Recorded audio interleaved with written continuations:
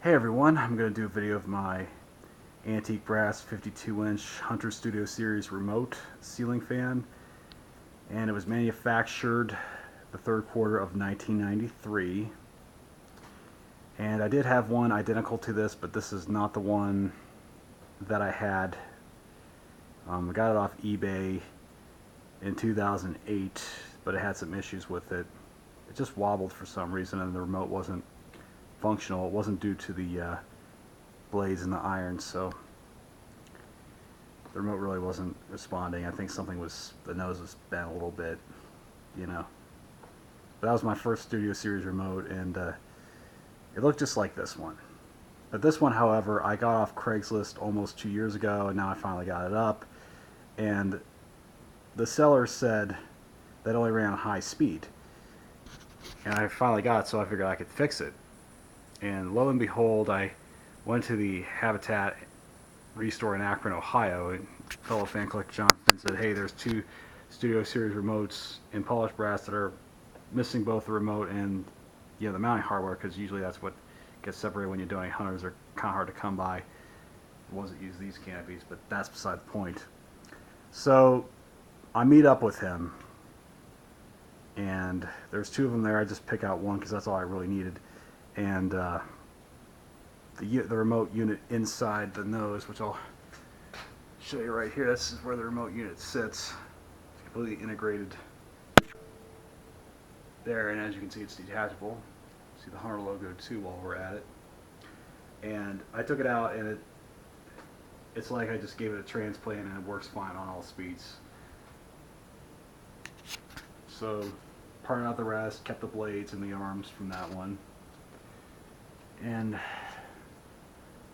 it's got the schoolhouse light. That is something I added. Believe it or not, this one came with the infamous twin that I acquired in 2008. And so at least I saved something from it. So it makes it worthwhile. And there's the Hunter logo again on the side band. Let's have a look at the vents.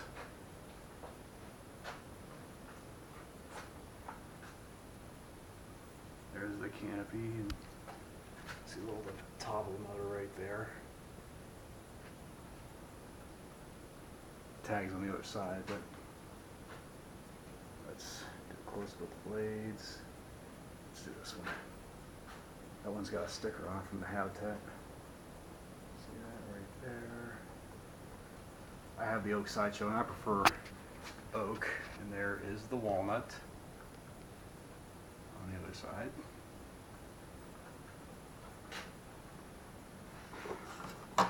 Oops. Here's the remote unit. It cannot be operated without this. But I am going to turn on the light for you, and for some reason the light does not work on the remote. I tried the Homestead light kit, but the bulb just stayed on there, so I decided to put a generic light kit with a pull chain on it because I can control it individually, but I have to do it from here. I don't know why it doesn't respond, but here it is, illuminated.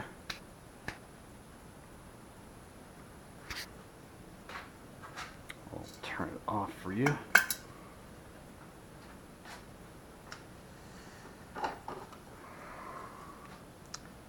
This is all the functions of the fan. Okay, this is reverse, this is low, this is medium, this is high. That turns the fan off, and that's the light. You can hold a little closer so you can see it. It is pretty much self-explanatory if you think about it. Okay, without further ado, let's rev it up, first on low.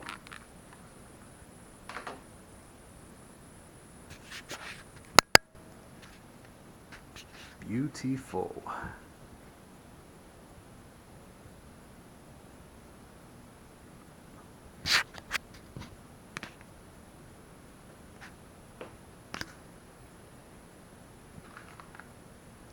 Okay, medium.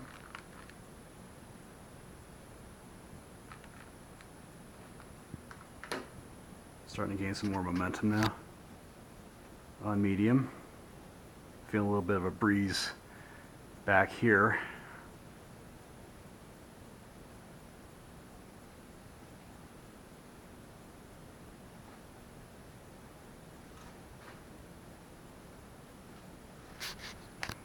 And now we will try it on high.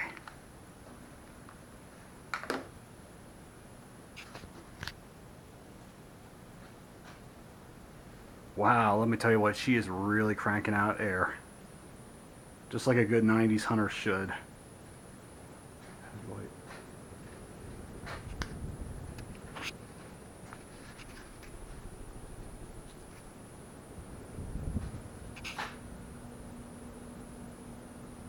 I'm happy and grateful this one works with hardly any flaws. Like the last one, it just wobbled even though it was mounted flush, but this one, it was already had the downrod, so I just decided not to do anything with it. Okay, spin down time.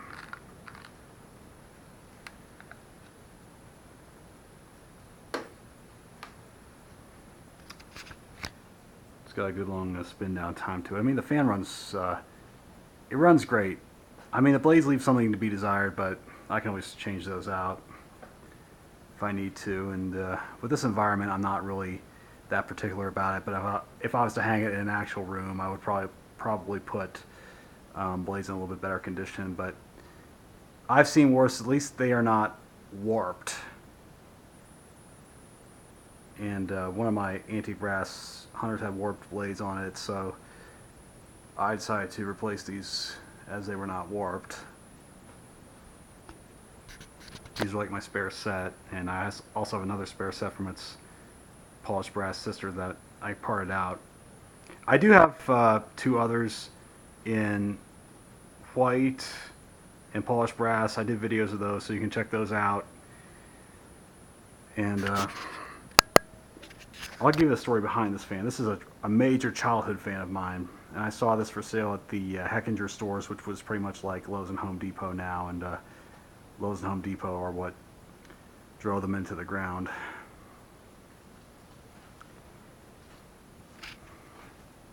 And I always wanted one of these, and now I finally own one.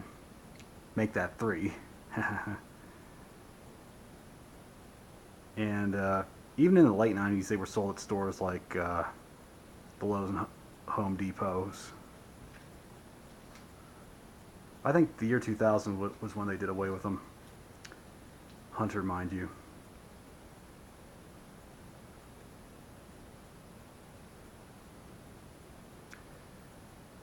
Okay, fan has ceased operation, but I'll tell you a quick story.